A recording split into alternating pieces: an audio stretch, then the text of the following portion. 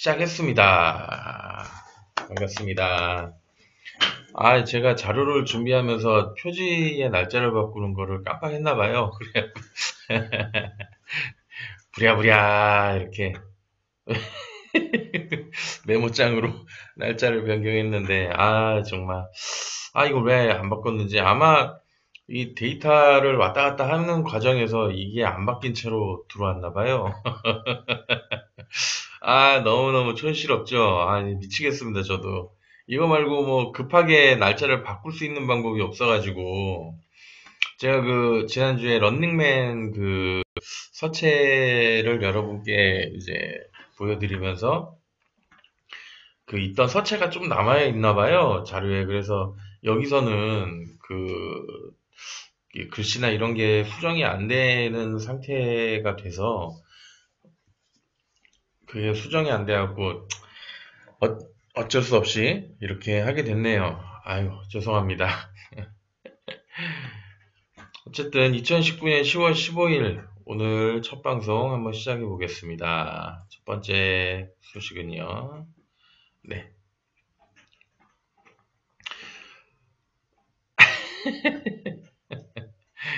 학고방 맞습니다. 학고방. 예. 또 신림동이 또 학고방으로 유명했죠. 정부 및 공공기관 500만 건 문서 검색 서비스를 론칭했다고 합니다. 딥서치는 일반 포털에 찾기 힘든 문서 정보를 검색할 수 있는 서비스인데요. 대법원, 금융감독원, 감사원 등 공공기관 및 정부 부처 214곳에 보유한 약 500만 건, 뭐 페이지로 하면 뭐 1억 5천만 페이지 정도 된다는데요. 그런 이제 공공문서와 보고서 등을 검색할 수 있는 사이트라고 이제 합니다. 근데 이 참, 뭐 또 무슨 정부 그래갖고 뭐 가버먼트 뭐 이런 게 붙은 사이트는 아니라서 조금 뭐지 너무 이렇게 고리타분한 느낌은 아닌데 이 딥서치라고 하면은 꼭 딥웹이 생각이 나가지고 굉장히 뭐 많이 뭐 깊게 검색을 할 수 있다 이런 것 같은데 저는 자꾸 딥웹이 생각나갖고 이게 음, 사실은 음지의 음지의 서비스가 아닌가. 어, 정부과제 사업 신청서는 제가 이걸 찾아보지 죄송합니다. 네, 그거부터 찾았어야 되는데 참 뭐가 이렇게 문제일까요? 아마 다 있는 걸로는 알고 있지만 검색을 해봐야 알 것 같습니다. 일단 기본적으로 있는 문서들 처리했던 것들에 대한 게 있기 때문에 있지 않을까라고 생각을 합니다. 일단은 이게 이제 일반 포털에서 찾기 힘든 문서 정보를 검색할 수 있는 서비스라고 하는데요. 실패했습니다. 네.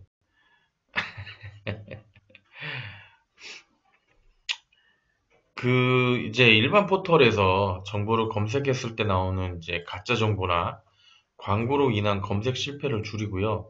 신뢰도 높은 검증된 문서를 검색할 수 있는 것이 특징이라고 합니다.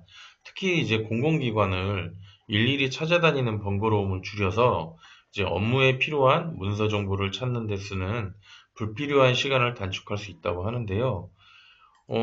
그동안 이제 베타 서비스 같은 거 이제 거치면서 뭐 효성캐피탈, 뭐 법무법인 한결, 그런 뭐 은행권, 뭐 여러 가지 그러니까 금융 법률에 관한 기업에서 굉장히 호평을 받았다고 합니다. 그래서 법무회계, 준법감시 등 공공기관과 관련된 다양한 정보를 쉽고 빠르게 찾을 수 있어 업무 효율을 크게 향상시킨다고 합니다. 그래서 이제 이 서비스를 국내가 아니라 이제 해외 진출도 본격화할 예정이라는데요.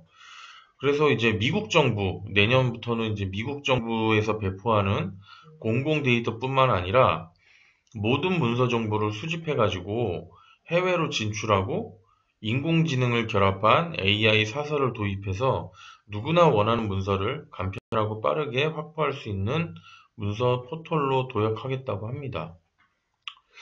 어, 그렇네요. 정부과제를 왜 제가 그걸 놓쳤을까요?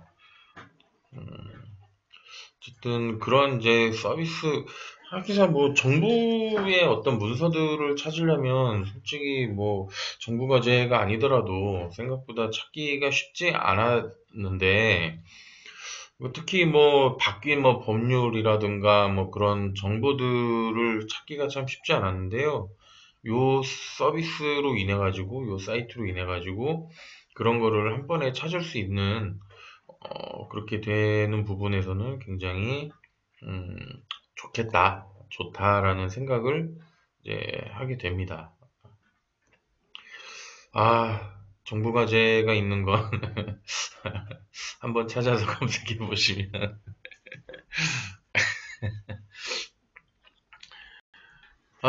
그렇네요.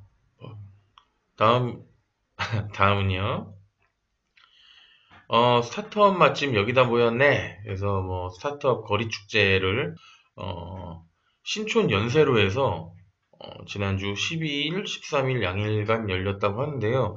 사실 제가 이걸 준비하면서 이런 수업 축제가 있다는 거를 처음 이제 알게 됐는데 아마 내년에도 하겠죠. 이제 하게 되면은 꼭 먼저 이거를 찾아가지고 한번 방문을 해야 될 것 같습니다. 여기 제가 너무 좀 끝나고 나서 알게 돼가지고 좀 굉장히 아쉽더라고요. 이게 참 이런 거 있으면 한 발 빨리 알아보고 만약에 여기 가서 뭐 재밌는 것들이 있으면 또 거기에 맞는 또 콘텐츠를 만들 수 있었을 텐데 하는 아쉬움이 굉장히 많이 남습니다. 주말이었는데 불과 그저께였는데요. 참 아쉽습니다. 일단 은행권 청년 창업재단인 디캠프가 주관을 하는 이제 IF가 이미진 퓨처라고 해서 미래를 상상하다라는 의미를 가지고 있다고 합니다. 네? 평양 축구 소식은 직접 축구를 보시는 게, 제가 축구에 크게 관심이 없다 보니 평양 축구는 잘 모르겠네요. 그래서 이제 향후의 변화를 주도하는 스타트업을 미리 만나는 장이라는데요. 올해 벌써 3회째를 맞이했다고 합니다. 그래서 그 매년 이제 한 이맘때쯤에 연세로 신촌에 있는 연세로에서 한다고 합니다. 그렇습니까? 깜깜이 중계라서 글쎄요. 나중에 결과로 뉴스가 나오지 않을까요? 제가 그 정도까지 정보력이 있는 게 아니라서. 예.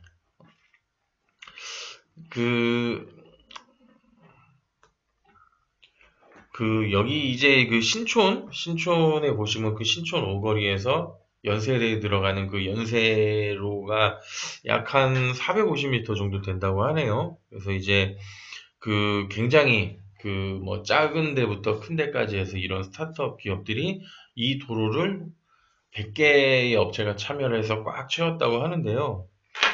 그 지난해 그 8만 명 정도의 사람들을 운집시켰다고 합니다. 그래서 이제 굉장히 이젠 점점 추워지는 날씨인데도 굉장히 잘 됐고 그리고 국내뿐만이 아니라 뭐 영국, 오스트리아, 프랑스, 호주, 뭐 에스토니아 등의 그 해외 대사관 그 9곳하고 국제금융공사 IFC, 뭐 UN 산업개발기구, 뭐 이런 단체까지 부스를 꾸렸다고 합니다.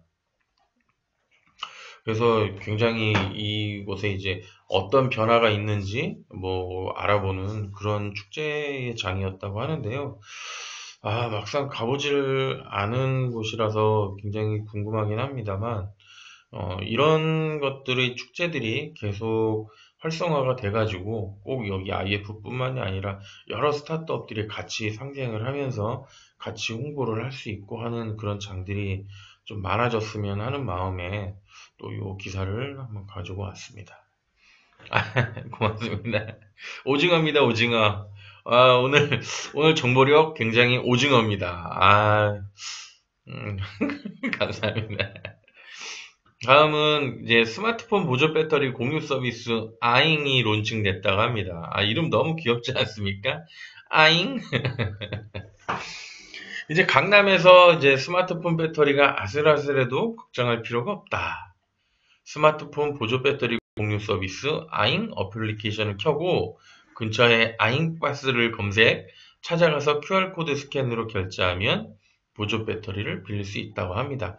사실 그렇죠. 요즘에 최신 폰들이 나오면서 그 폰들에 굉장히 그래도 많은 그 배터리 용량을 많이 집어넣는 추세고 실질적으로 하루까지는 아니더라도 반나절 거의 하루 한 열 몇 시간까지는 버틸 수 있는 배터리를 탑재를 했는데도 불구하고 워낙 이제는 모든 서비스를 다 스마트폰으로 하다 보니 사실 반나절도 안 돼갖고 배터리가 굉장히 빨리빨리 소진되는 그런 경향을 하고 있죠. 뭐 그래서 요즘에 뭐 스마트폰 뭐 배터리를 아끼는 뭐 팁들이 나오긴 하지만 사실상 그래봐야 우리가 쓰는 서비스를 생각을 하면 그냥 단순히 조금 더 아낄 수 있다 정도인데요.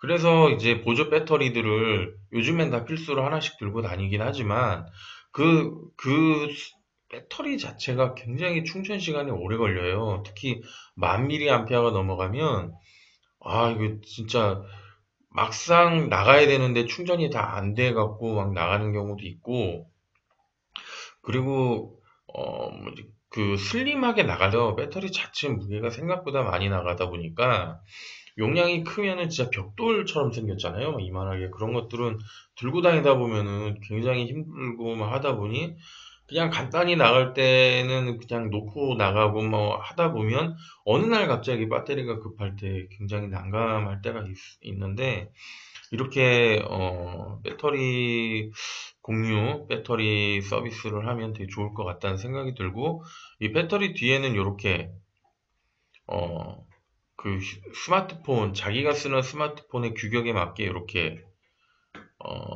됩니다.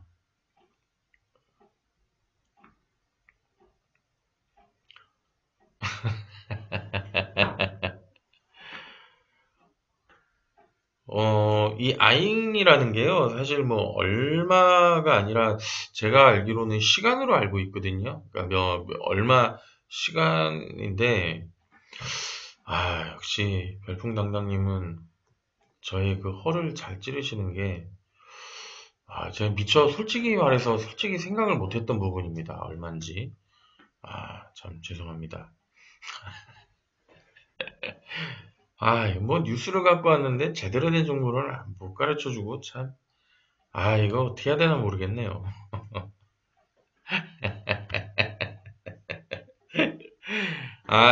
오늘도, 오늘도 별풍당당님의 또,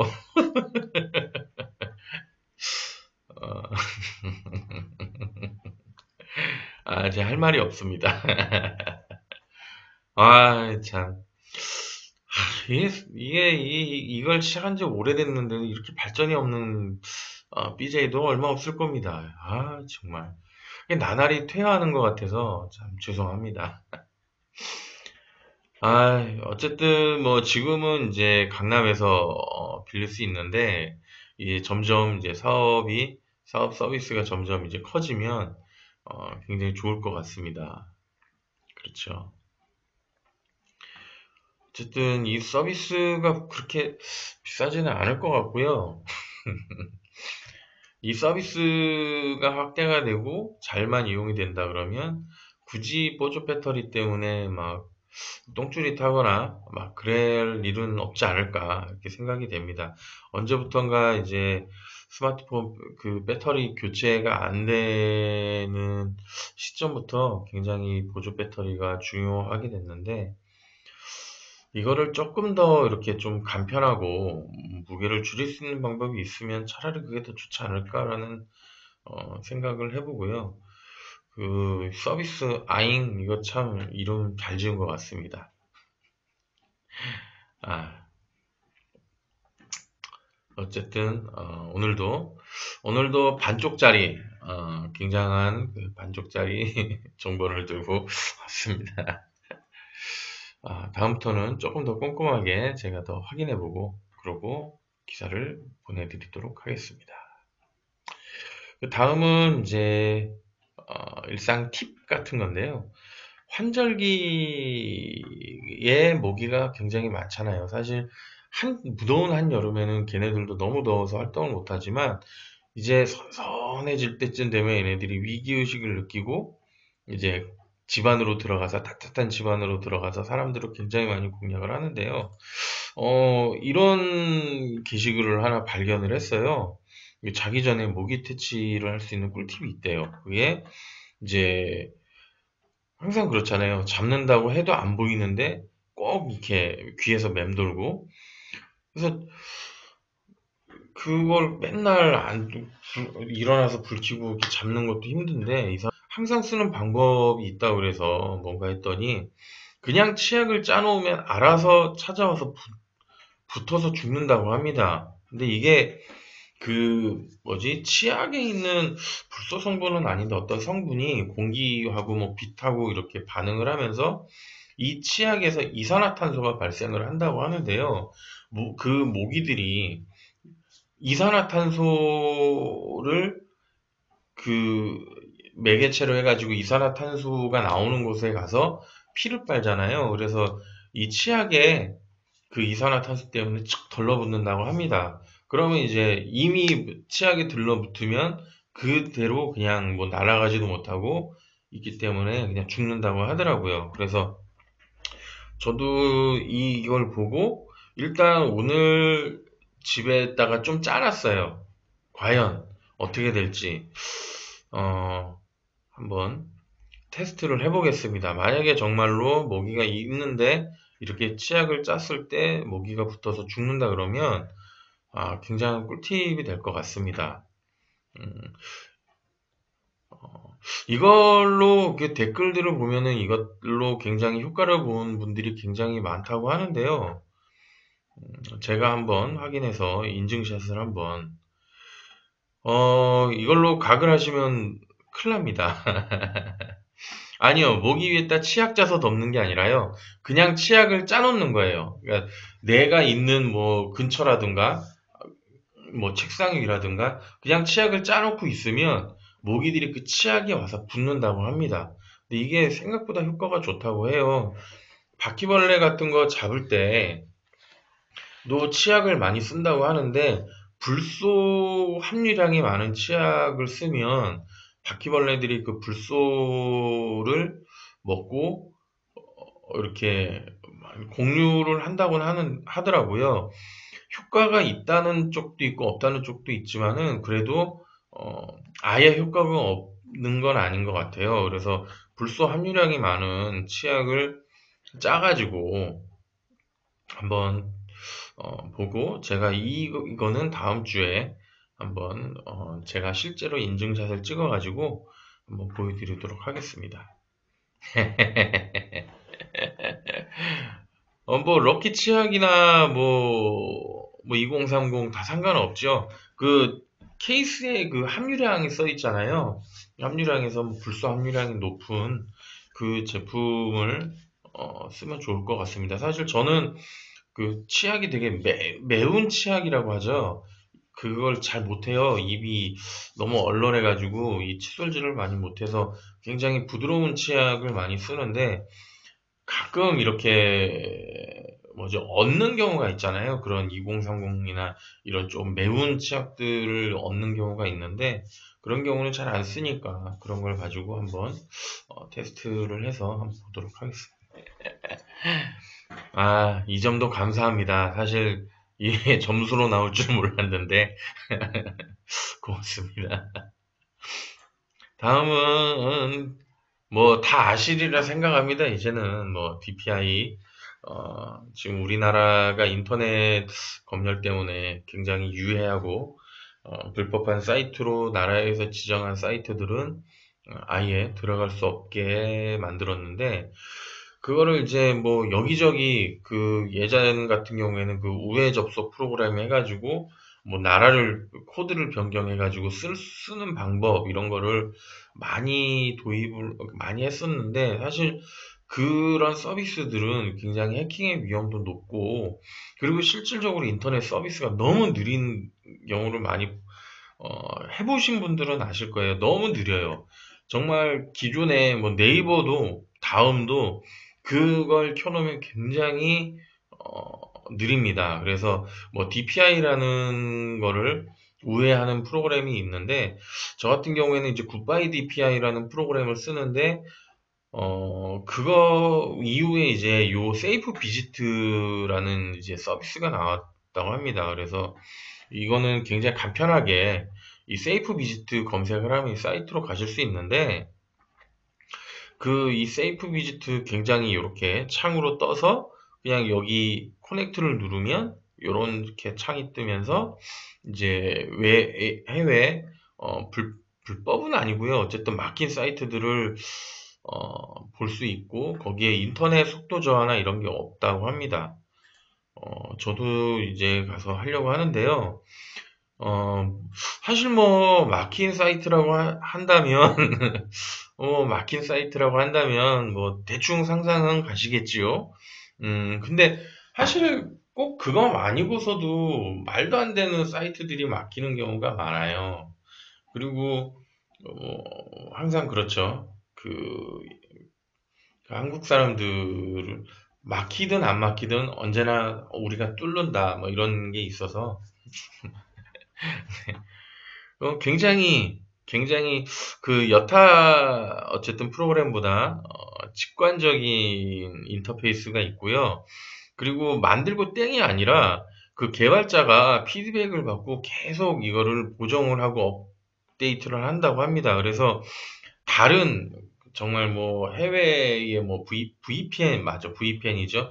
뭐 해외 서버로 접속을 한다거나 뭐 그런 것보다 확실히 속도가 좋고 이걸 켜놔도 굉장히 뭐지? 아 내가 지금 우회 서비스를 쓰고 있구나라고 생각이 안 들 정도로 굉장히 빠르다고 합니다. 그러니까 한번 다운받으셔서 써보시는 걸 추천드립니다. 사실 굿바이 DPI 같은 경우에는 이제 보통 이렇게 프로그램식으로 나온 건 사실 좀 복잡하고 그게 좀 리소스를 많이 먹더라고요. 그래서 그냥 이렇게 도스 창처럼 나오는 그런 걸 제가 썼는데 이제는 세이프 비지트를 한번 써보려고 하다가 혹시라도 이런 거를 모르시는 분들이 계신다면 정보 공유차 해서 가지고 왔고요. 음, 혹시라도 자주 이용하시는데 갑자기 막힌 뭐 P 사이트라든가 뭐 여러 가지 사이트들 직접적으로 말씀은 못 드리지만 뭐 개인적으로 말씀은 드릴 수 있겠지만 그런 이제 서비스들을 음, 언제 어느 때고 보실 수 있습니다. 아, 그리고 이게 좋은 게요. 이게 안드로이드 버전도 있어요. 그래서 어플로 다운을 받아서 쓰실 수가 있습니다. 그래서 스마트폰에서도 즐기실 수가 있다라는 그런 정보입니다. 아, 굿바이 DPI는 안드로이드 버전이 없는 걸로 알고 있네요. 아, 이게 어, 그러니까 제가 알고 있는 거는요, 아주 자세한 건 아닌데, VPN은 말 그대로 다른 서버를 이용해서 그 서버의 회선을 가지고 연결을 하는 거기 때문에 그 회선이 느리면 같이 덩달아서 느려지는 현상이 있고, 사실 다른 나라들이 우리나라만큼 인터넷이 빠른 나라가 없기 때문에 오히려 우리나라가 굉장히 그 속도의 영향 때문에 더 느려지는데, 이거는 이제 DPI라는 거를 건드리는 건데, 이 DPI라는 게 뭐 VPN처럼 다른 서버를 갖고 오는 게 아니라 그 뭐라고 하죠? 그러니까 차단이 되는 원리 자체가 문 앞에서 어떤 정보가 왔을 때 그 정보를 읽고 차단, 이 사이트는 아니야. 그리고 이렇게 막는다고 하더라고요. 그 막는 거를 살짝 속여서 이렇게 뒤집어서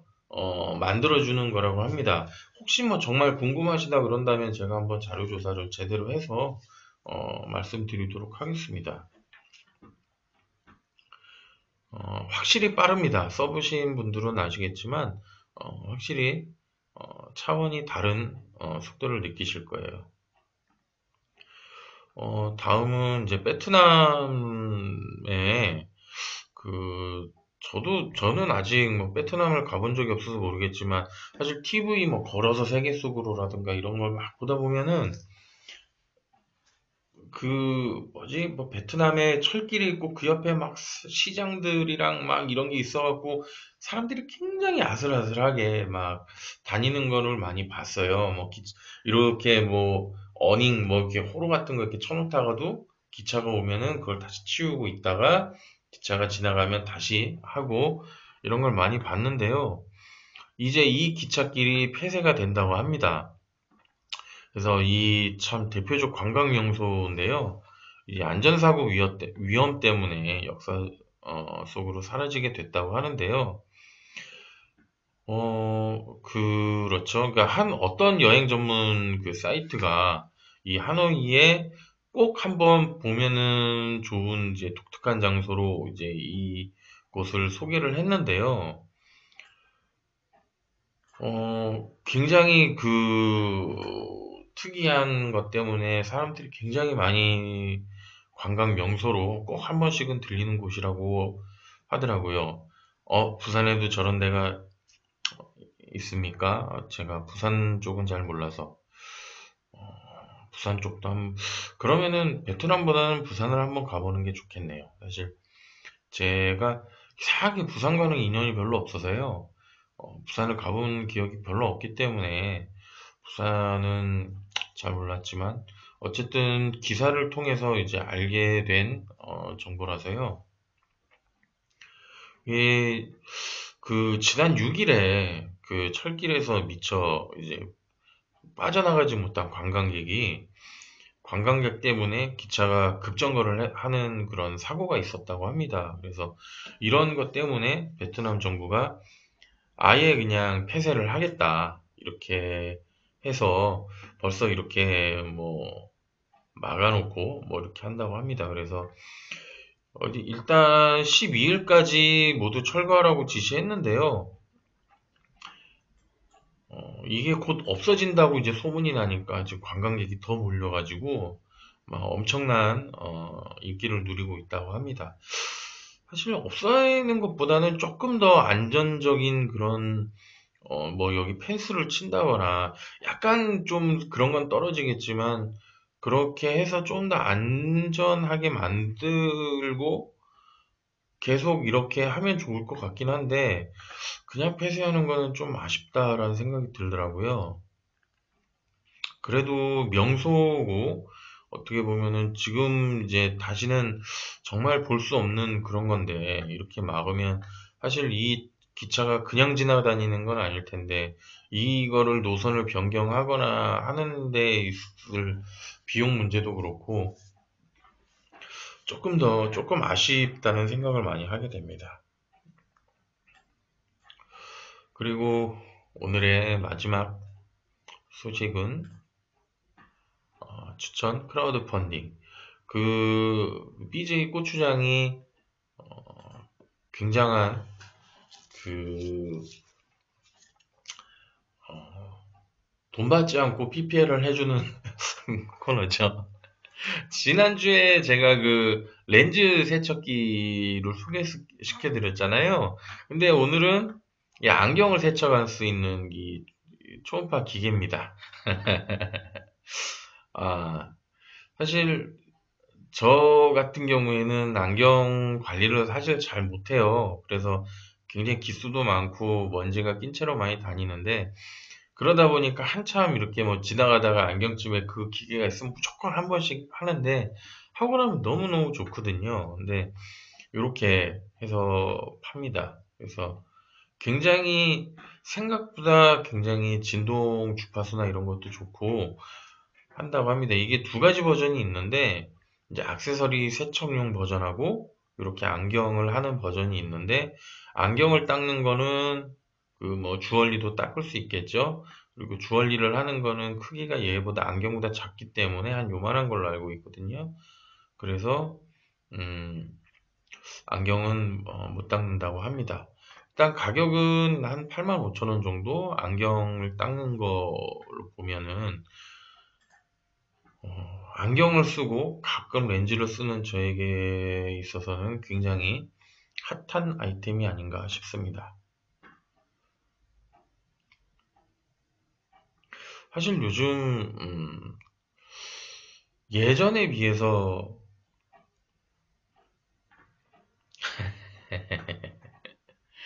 요 물리는 거죠? 그런가 봐요. 걸레를 빨았나 봐요. 근데 솔직히 솔직히는 아니고 사실 제 안경도 닦으면 이렇게 될 겁니다. 이게 알만 닦는 게 아니라 사실 안경 보시면 이렇게 이 틈 같은 데 있잖아요. 이 틈이나 이런 데 때가 굉장히 많아요. 근데 저 같은 경우도 그렇고 사실 이렇게 그런 이런 부분 뭐 코받침대까지 막 빡빡 닦는 성격이 아니다 보니까 한번 이렇게 해놓으면 굉장히 지저분한 게 많이 나오긴 하는 것 같더라고요.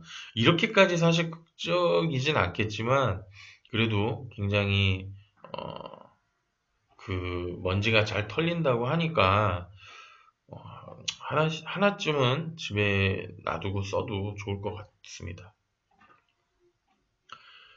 어, 있으면 참 좋겠네요. 진짜. 왜 그런 세수대야가 없을까요? 저도 있으면 참 좋겠네요. 아예 그냥 우리 세면대 있잖아요. 그 세면대 자체에 그걸 연결해서, 그런 것도 만들면 재밌긴 하겠네요, 정말. 그리고 뭐, 이렇게 욕조 통도 아주 초음파로 만들어서 들어가면 근데 이 초음파가 그런 사람의 때까지 벗기지는 못하지 않나요? 굉장히 재밌는 발상인데 만약에 그게 가능하다 그러면은 업체 중에 이런 거에 관심 있는 업체 한번 건의를 해서 만들어 보는 것도 재밌을 것 같습니다. 그렇네요. 사실 세수할 때 그렇게 해준다면 얼마나 좋을까요? 같이 이렇게 머리도 해가지고 머리에 있는 것도 털고 기름기 같은 거 사실 샴푸로 감기도 하겠지만 그래도 이렇게 초음파로 머리도 닦고 아 사실 그게 더 땡깁니다. 이렇게 갖고 왔지만 별풍당당님이 말씀하신 그 기계가 만들어지면 더 땡깁니다. 그건 정말 제가 살 것 같습니다. 정말 좋네요.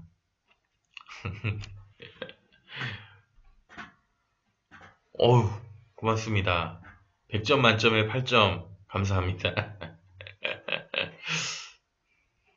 다음은 빔 프로젝터입니다. 빔 프로젝터. 사실 저희 집에도 빔 프로젝터가 하나 있어요. 근데 그 전에 이제 쓰던 건데 지금 집도 좁고 공간도 안 나와갖고 그냥 먼지만 쌓여 있어가지고 되게 좀 아쉬운 프로젝터 하나가 있는데요. 이 제품은 굉장히 작습니다. 이렇게 한 손에 들어갈 만큼 굉장히 작은 빔 프로젝터라고 합니다. 근데 이제 이렇게 안드로이드 OS가 탑재가 돼가지고요. 와이파이랑 블루투스로 연결도 다 되고요.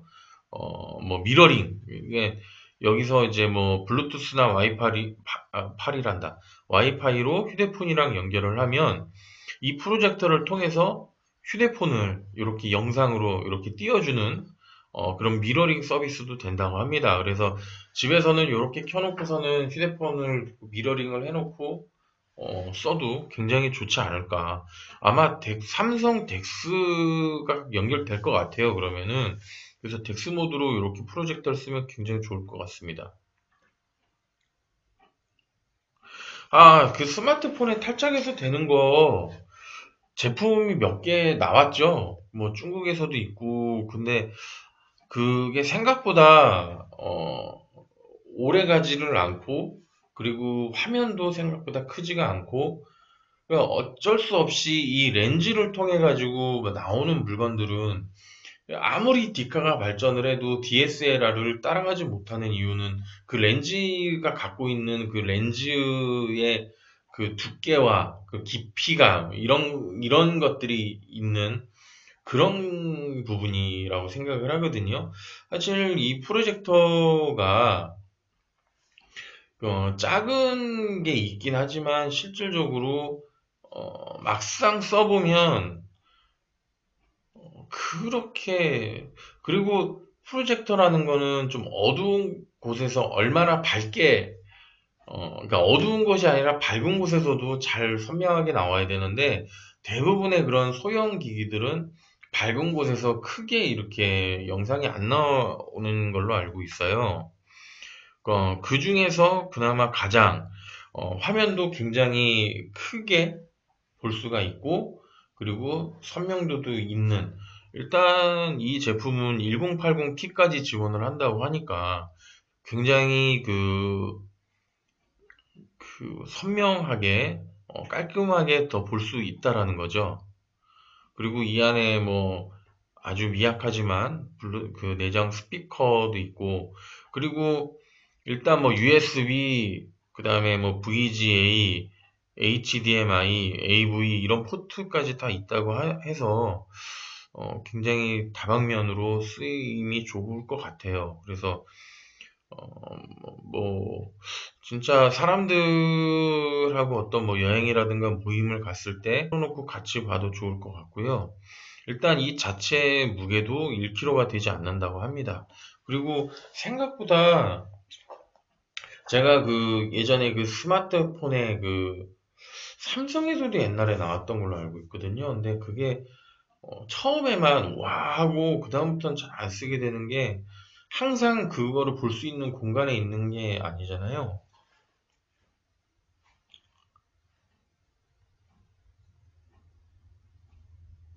블루투스 연결이 딴 사람 걸로 된다고요?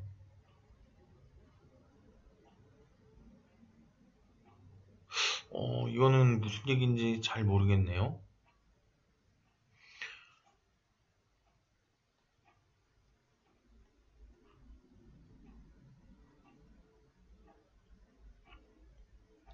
보통, 보통 스마트폰하고 이렇게, 어떤 그 뭐 제품, 스피커라든가 이런 프로젝터를 블루투스 모드를 켜놓으면 그 기계에 있는 그 블루투스 고유 번호가 스마트폰에 이렇게 목록에 있으면 스마트폰이 그 목록을 클릭을 해서 같이 연결해 주는 거거든요. 블루투스가. 그래서 그 연결을 하지도 않았는데 자동으로 블루투스가 다른 사람 거랑 연동이 되지는 않는 걸로 알고 있습니다. 만약에 스마트폰을 누군가가 한 번 연결을 했는데 그 연결을 해지를 하지 않았을 경우에 뭐 신호가 강한 쪽이 먼저 잡힐 수는 있겠지만은 그렇지 않은 경우에는 갑자기 이 기계가 뭐 엉뚱한 스마트폰하고 매칭이 된다거나 하는 일은 없는 걸로 알고 있습니다.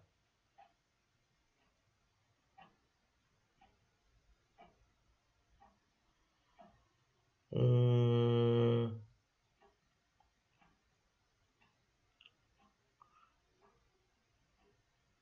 아, 이거는 지가 잘못 누른 거 아닌가요? 아마 거실 TV랑 뭔가 연결을 해놨었나 봅니다. 이 스마트폰에 뭐 그 그러니까 그 TV 자체가 블루투스가 되는 모델이 아니었을까 싶은데요. 음, 글쎄요, 뭐 가족하고 보고 있는데, 근데 그렇게까지 이 제품이 그렇게 되지는 않을 것 같습니다.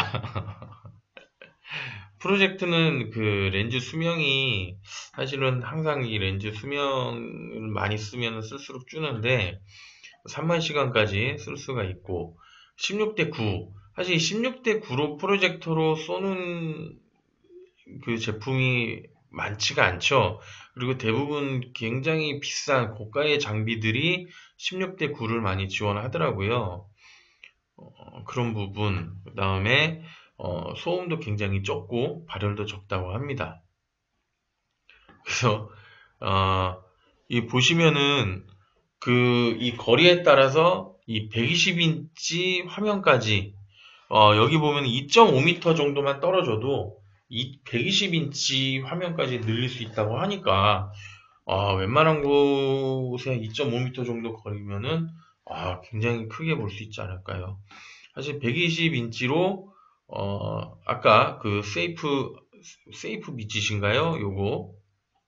요 세이프 비짓을 켜놓고 그 다음에 미국의 어떤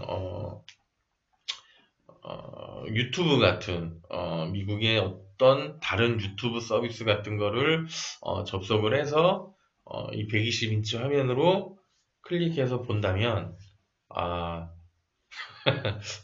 너무 좀 부담스러울 것 같긴 합니다. 그런가요?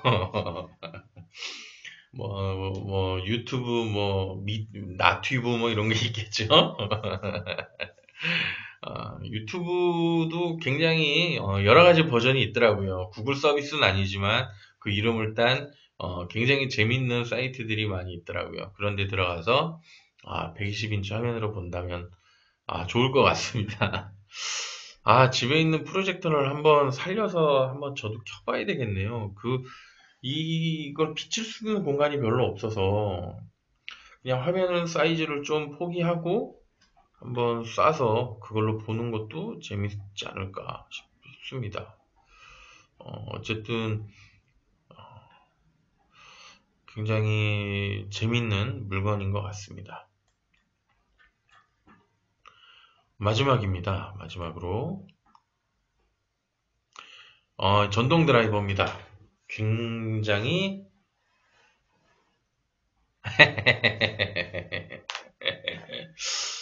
어, 그렇죠. 재밌겠네요. 근데 거기까지 과연 될까요? 옆동이 너무 멀면은 영상이 안 나올 것 같지만, 굉장히, 잘못하다가 빛이 옆동 아파트, 가정집이 아니라 옆동 벽이라면 쏴도 되겠지만, 괜히 공연 음란죄로 뜬금없이 콩이 들어간 밥이나 아니면 은으로 된 팔찌를 차지 않을까. 요즘 워낙 흉흉한 세상이라 잘못 했다가는 사실 옛날에 그 PDF가 한참 유행했던 때가 있었잖아요. 막 2G 폰 쓰고 다닐 때 PDF라고 한 요만하게 해가지고 전화만 안 그냥 이렇게 정말 별 기능 없었지만 되는 걸로 한참 그게 막 유행을 할 때 저도 어, 그 제품을 사서 한번 쓴 적이 있었어요. 너무나도 그 보고 너무나도 갖고 싶어가지고 샀는데 막상 한 3일 지나니까 살 게 없는 거예요. 뭐 전화를 할 수 있는 것도 아니고 그걸로 게임을 할 수 있는 것도 아니고 그렇다고 터치 같은 게 인식이 좋아서 글씨를 쓴다거나 그림을 그릴 수 있는 상황도 아니고 기껏 해봐야 영화 같은 거 다운받아 갖고 거기다 틀어놓고 그냥 보는 거 정도가 다였는데 어, 한번 그냥 호기심에 이게 이 센터페시아에다 그걸 붙여놓고 야동을 다운받아갖고 야동을 틀어놓고 그냥 이렇게 운전을 한 적이 있었어요. 근데 사실 운전하다 보면은 그 틀어놨는지 안 틀어놨는지도 모르고 소리도 크게 안 키워놓고 그냥 한번 호기심 해봤던 적이 있었는데 뒤에 용달차 하나가 진짜 간격을 띄지 않고 제가 가르치는 대로 계속 따라오면서 그게 이렇게 보고 따라왔던 적이 있었는데 갑자기 그 생각이 나네요. 사실 그때는 어떻게 가능했던 거지 지금 그렇게 했다가 큰일 납니다 진짜 운전도 그렇고 그게 벌써 한 20년 가까이 된 일이네요. 그때 왜 그랬는지 참 알겠습니다. 드라이버 얘기하겠습니다. 사실 그 한 손에 쓸 수 있는 드라이버들이 있죠. 전동 드라이버들이. 근데 생각보다, 사이즈가 크고, 그리고 배터리가 약하거나 모터가 약해가지고 이렇게 잘 안 되는 경우가 많은데, 이 제품은 이제 그런 거를 개선했다고 합니다. 이 제품이 나오기 이전에 정말 더 드라이버 같은 모양으로 만들었었는데, 그거 같은 경우에는 좀 많이 모터나 이런 게 하다고 합니다. 아, 근데 이게 그 조그만한 드라이버 같은 경우에는요, 이 정도 회전도 많이 안 나온다고 하더라고요. 그리고, 이 제품들은 대부분 이제 이렇게 그 회전수가, 그러니까 토크라고 해야 되죠. 이 바퀴는 토크가 하나로 고정돼서 일정하게 그냥 되는데, 이 제품은 이제 2단계로 이렇게 조절이 된다고 합니다. 이렇게 약한 힘을 줘야 될 때는 약하게 쓰고, 강한 힘을 줘야 될 때는 강하게 쓰고, 그리고 전용 뭐 이렇게 충전기에다 꽂아 놓는 게 아니라 그냥 5핀 충전기 갖고 충전을 할 수 있어서 굉장히 휴대성이나 이런 게 좋은 것 같더라고요.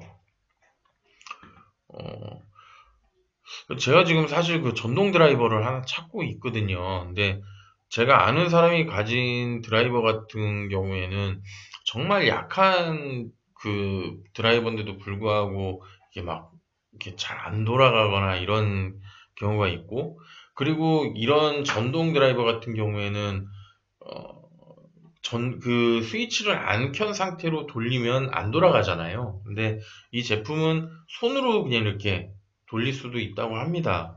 그래서, 그리고 굉장히 그 드라이버 비트도 많이 주고 한다고 해서 들고 왔습니다. 사실은 이게 제가 필요한 제품이기 때문에 갖고 왔습니다. 그렇네요. 또 뭐 1초에 6바퀴로 또 환산이 되니까 굉장히 대단하진 않은 것 같습니다만, 항상 그 회전이 느리면 좀 힘이 세고, 그 다음에 회전이 빠르면 힘이 좀 떨어지죠. 하여튼 그렇습니다. 아, 그 어떻게 오늘 또 이렇게 어, 또 화요일 방송이 끝나갑니다. 정말 항상 준비하는 거에 비해서 항상 이렇게 좀 모질라지만, 항상 그래도 이렇게 방송을 할 수 있게 해주셔서 참 감사드리고요. 항상 이 화요일이 항상 일주일에 꼭 시작을 알리는 것 같아요. 저한테는 요즘에 이 화요일이 꼭 한 주의 시작 같습니다. 그래서 아, 이제 방송이구나. 그러면 이제 방송을 하고 그렇게 또 일주일을 보내고, 그 다음 이제 다음 화요일에 또 이렇게 하는 그런 이제 기분을 느끼는데요.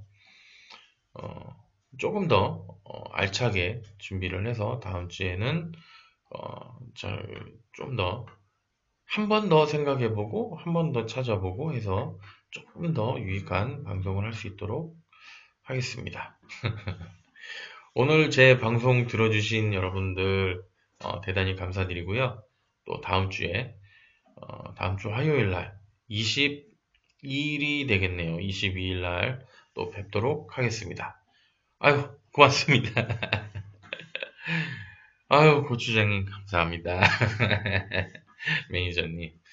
그러면은, 아니구나. 아유, 죄송합니다. 어쨌든, 다음 주에 뵙도록 하겠습니다. 시청해주셔서 감사합니다.